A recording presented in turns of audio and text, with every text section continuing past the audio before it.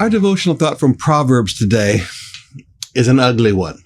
And when I say ugly, I say it like my mama used to say ugly. Ugly means it's a rough one. It's a little harsh. It's a little hard. I want to talk to you about not getting involved in other people's debts. Look with me in Proverbs 6, beginning with verse 1 today.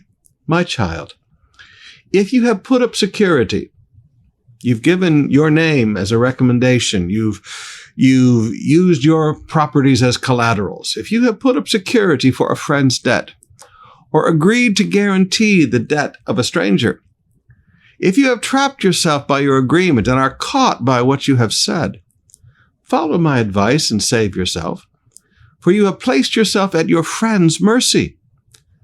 Your friend's mercy. Now swallow your pride and go and beg to have your name erased. Don't put it off. Do it now. Don't rest until you do. Save yourself like a gazelle escaping the hunter, like a bird fleeing from the net. Now, the Bible is very clear, brothers and sisters.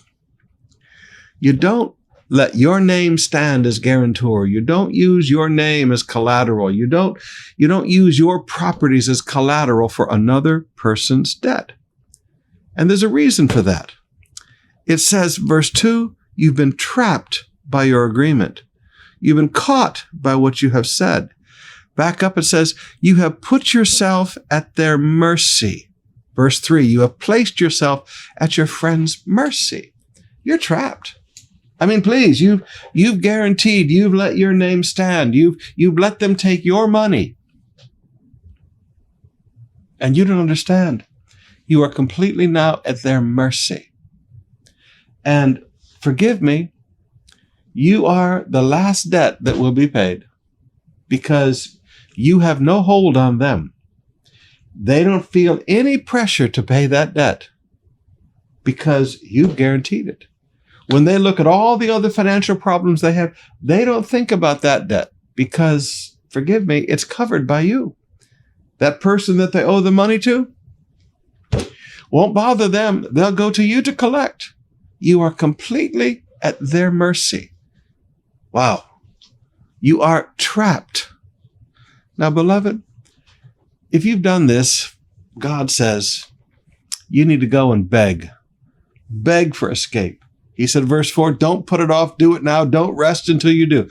You need to push that person and push that person and push that person because they feel no need to release you because you take pressure off their life. And the only way you're going to get free is to put pressure back on their life. Now, I know that's ugly, but you know what? I didn't write the book. I just teach the book. God's wisdom is good. Don't look at this and say, well, God, where's your compassion? Excuse me, who are we to stand in judgment on God? This is what God tells us to do and what God tells us not to do. God has made you a steward of finances. God has blessed your family. Now, don't let somebody else destroy what God has given you.